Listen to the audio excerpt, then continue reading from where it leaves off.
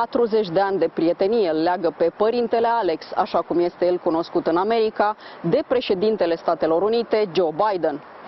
Respectul reciproc și valorile comune i-au unit pe cei doi și au construit temelia unei relații care a trecut firesc din sfera profesională în cea personală. Aflăm astăzi că simplitatea este cea mai bună cale în viață, indiferent dacă ești preot sau liderul unei mari puteri. Sunt Cristina Cileacu. Începe Pașaport Diplomatic.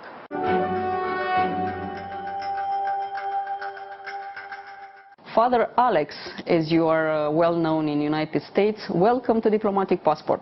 It's my honor to be here, Cristina. It's a blessing being with you today. Thank you. Father, you have a very long relationship with the President of the United States, Joe Biden, and his family. Tell us, how did you start this relationship and how is developed right now? You still meet with the President of the United States, and what do you discuss about? You know, it's very interesting. In the United States, we all come from different faith persuasions, and there's an interest of being involved in the Congress and in the White House. Archbishop Iakovos, the famous archbishop in America who marched with Martin Luther King at Selma, Alabama, in 1976 Jimmy Carter was elected, and then what occurred is that Jimmy Carter did not invite him to the inauguration. And he had been at inaugurations of Nixon and Lyndon Johnson and Kennedy, and he said to me, I want you to get involved in government relations. And then in 1977, I began my contacts with the Oval Office. I developed them through friendships. It's always about meeting people and treating people with respect. And if you don't look at people as stumbling blocks, they become stepping stones. And you always have to respect the stepping stone. So when I went to visit Jimmy Carter, I did not go visit the president. Everybody wanted to go to the president. I went to the doorman, to the gardener. I went to the one who served the water or the wine. And I said hello to the secretary or to the assistant. And then what they did is what people normally do. They'd say to the president, wasn't that Father Alex a nice guy? And so I basically believe in treating people with respect. That initial contact led for me to develop a relationship with the Oval Office that has been with 8 presidents. I've been in the Oval Office with Jimmy Carter, Ronald Reagan, George Herbert Walker Bush, Bill Clinton, George Walker Bush, Barack Obama, Donald Trump, and of course Joe Biden. Joe Biden I met in the 80s. He was a senator, and we were concerned about the issue specifically of Greek-Turkish relationships, the ecumenical patriarchate, the Cyprus matter. And Greeks, like Romanians, are hardworking people, but we had more Greeks in the United States than the Romanians did, and we went into the businesses, restaurant business, shoe shine business, then we got doctors, lawyers. So many of them knew Joe Biden. They introduced me. He was from Delaware, and we became friends. And when he decided to run in 1988 for President of the United States, the Greek friends of mine, a Jewish guy and a Greek guy, said, we'd like you to meet Joe Biden. And we met in New York, and he asked me to help him. The problem was Michael Dukakis was running in 1988, and so I got my Greek-American friends to agree that for every $3 we'd raise for Dukakis, we'd raise $1 for Joe Biden. So you put politics and money together, and so it opens up a few doors in relationships. We still kept our relationship up. And we were always friendly, very respectful. Then I met Beau Biden. Beau is an extraordinary human being, a great deal of love and compassion, became the Attorney General. And when he was running, Joe Biden asked me to help his son, as he helped many others. But as you are a father or a mother, what you do for yourself, someone does something for you, appreciate it. Someone does something for your child, you appreciate it twice as much. So we did it for Beau Biden, and Joe Biden always loved me for that. Beau Biden was a friend of mine, and he was a friend of my son Michael's and my wife Santi. And he was actually going to do an event at my son's restaurant in Philadelphia. Beau Biden started to get sick then, got cancer in the brain. Yeah. Instead of Beau Biden coming, Joe Biden came as Vice President of the United States, representing his son. Did you help the family to get over the loss of Beau Biden? I did with Hunter. One that I spent time with was Hunter Biden. There is this question mark in the United States regarding the next election, if Joe Biden will run or not. What would you advise the president, to run for the second mandate or not? I think ultimately that's a decision that the president has to make with his family. Absolutely. And I would say that, you know, follow your heart. I think he achieved his dream. It is a very taxing position, President of the United States. These are very difficult times.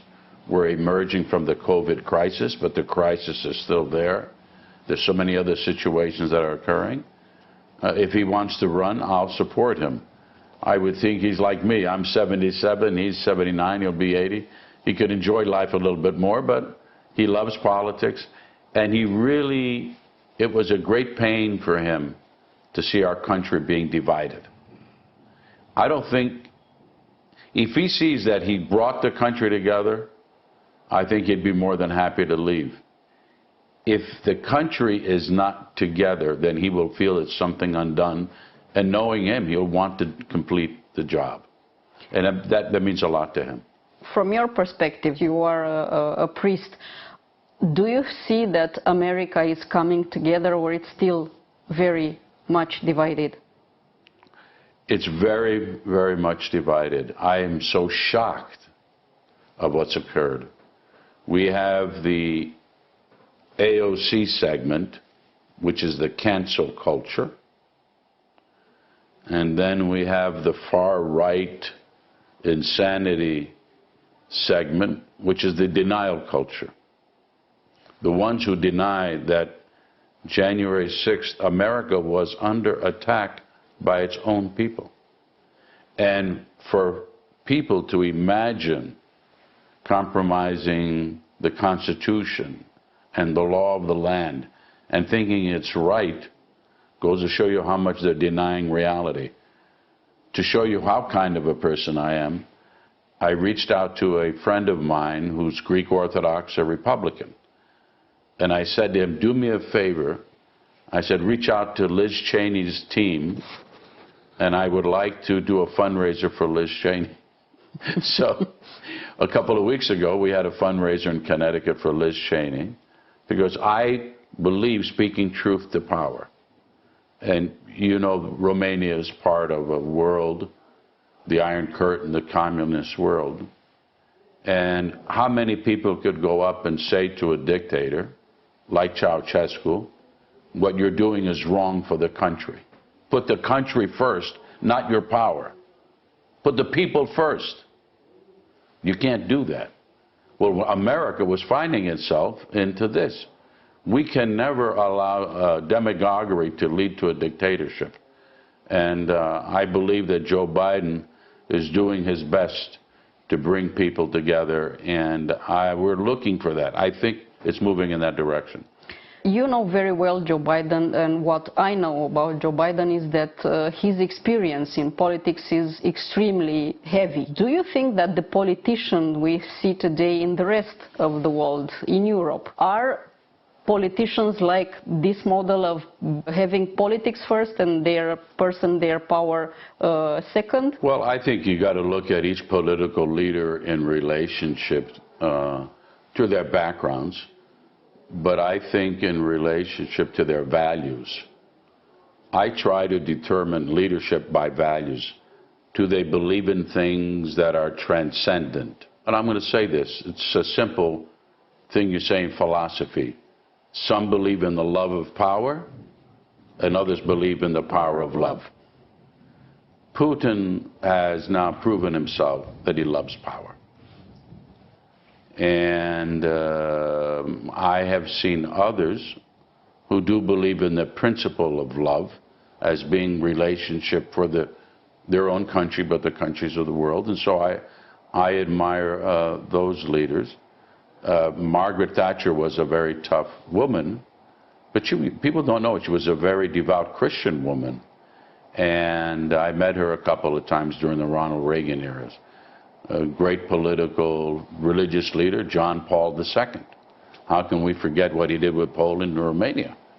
So I always look for people, what are their values, and if they believe in those values and willing to sacrifice part of themselves to achieve what's best for the country. We see a lot of crises, and it's very difficult for ordinary people to solve these crises because they are created by events that cannot be controlled, like wars, like developing of economies and so on.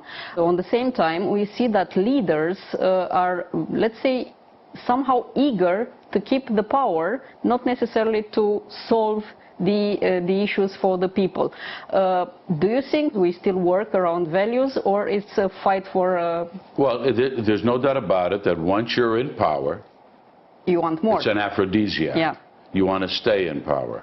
That's why it's very important what we have in the United States, 2 terms of a president. Franklin Delano Roosevelt was elected 4 times, and it was during his 4th term that they established a 2-term, 8 years, 2 terms or 10 years. It was George Washington who set the precedent in the United States that we should not be kings. I think that kind of a tradition should be in all leaders within these governments, because not only does the leader want to stay in power, but the people who are around the leader wants to stay in power. Do you understand what I'm saying? Yeah. It's not only Putin, but it's all of those people. It's the gang. The gang that goes around. So the gang happens in all of those worlds, and that's what I think is very dangerous. We live in a century where image is much more important than character, than your true self. Mother Teresa, when she talked about the United States, she says the greatest disease in America is loneliness. And how many people who have cut themselves off, like what we're doing now, face-to-face dialogue, instead of doing that, you will see them sitting on the couch. I have grandchildren, 2 grandchildren, sitting on the couch, talking to their friends rather than each other. And yet they love each other, so there's a disconnect. And I'm always concerned that they're more wrapped up in the image of the other than understanding the self. Socrates said, you can't know thyself if you're running away from you. So you've got to go in yourself. I remember Mircea Eliade, he was such a powerful force. I was an existentialist when I was going through seminary, and so he was one of the great scholars that we would read. And you need to develop that of the character. You need to find meaning and purpose in your existence. I think that what happens, it's comfortable to go outside of yourself. But once you can go into yourself, then you find the peace of mind and the harmony that you can deal with the other. But we have this tendency of running away of ourselves. That's right. And we are always looking for shiny things somewhere else. That's why it's very important. That's what's called fool's gold. We have a treasure in our faith. Do you know Gandhi, the great peace leader? Do you know who inspired Gandhi to do the nonviolence? Tolstoy spoke to Gandhi.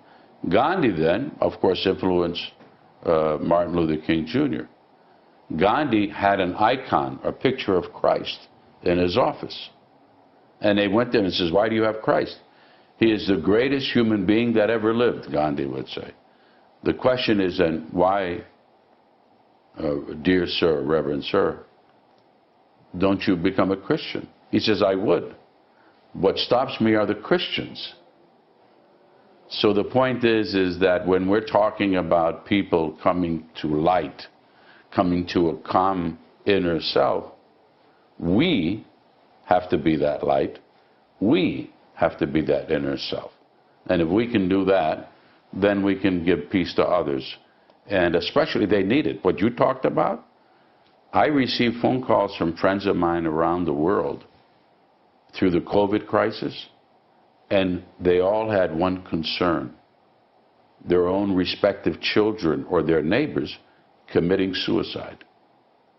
People became so alienated through COVID, the fear that enveloped them was paralyzing their spirit. And then they were living in fear. True love casts out fear. So if you have fear, do you have true love? They're all related. And they said, what could we do? I would always just say, probably the most important thing when someone's in fear is the embrace of the hug. And yet, we don't know how to hug each other anymore. We go, moom, moom, moom, but that's not really hugging each other. Because in the other, you see God. In the other, you see yourself. If we don't know anymore how to hug each other, do we still know how to talk to each other, or better yet, how to listen to each other? You're exactly right. And that is the difficulty. So what we need to do, we who are in leadership positions, religious, political, teachers, I think we got to give each other a hug a little bit. The four states in the United States, you know, the First Amendment says two things: freedom of press, freedom of religion. The press needs to hug a little bit more religion, and religion the press. For some reason, the press is very cynical about the religious leaders, probably because they write about all their sins. And then maybe the religious leaders see some of the sins or hear some of the sins of the press. They don't really communicate. But could you imagine if the press, the power of the press, the power of your camera, the power of the word, of a religious, inspiring presence could touch the lives of others, so we could hug, so we could listen to each other, so we could embrace. Are people tolerant enough? I believe, no, they're not tolerant now, because like you said, they're not listening to each other. Socrates, who was considered the smartest man in the world, they said, why are you the smartest man in the world? And he said, one thing I know is I know nothing. And neither, or do they neither. Well, everybody in the world is so smart with their smartphones, one thing they know is they know everything. In the meantime, the smartphone, which we created, has more dominance in our life. It is dominating us rather than we controlling it. Yes, we can go to Google and all this other stuff, but at the same time, it robs us of our presence in our own self. How many times can you have a virtual hug and think you're really being hugged? How can you have a virtual kiss and feel you're being kissed? And I tell it to my grandchildren all the time. I want you to give me a hug. I tell them I'll give you $500, but you got to give me a hug, so you're going to break my bones. Thank God I haven't had to give the $500 yet. They're still too small. As I said at some point in our conversation, we are facing some deep crisis right now. What is your advice for the people to serve somehow this deep crisis? Again, I think you got to go back to the beginning of what humanity means, right? It means love. It means embrace. Don't make it complex. And you got to live with the element of hope. In the United States, we are all immigrants, and they all went there with a sense of hope. And they faced great crises. They faced great diseases, great wars. But it was always the ideal of tomorrow, you know, tomorrow, the sun will come out tomorrow. I think that you have to have that. but you need to have a prophetic voice, a prophetic tone in the leaders of the community, which also means the parents. They've got to give hope to the children and say, I'm working this way for you, and tomorrow you'll be better than I am. We've got to give people that sense of hope. And the nations, they cannot just be themselves. It's got to be a greater hope. And at the end, for a priest, you say this, which I try to do every day. I work as if everything depends upon me. I pray as if everything depends upon God. I leave Him the impossible. I do the possible. And that's how I live my life.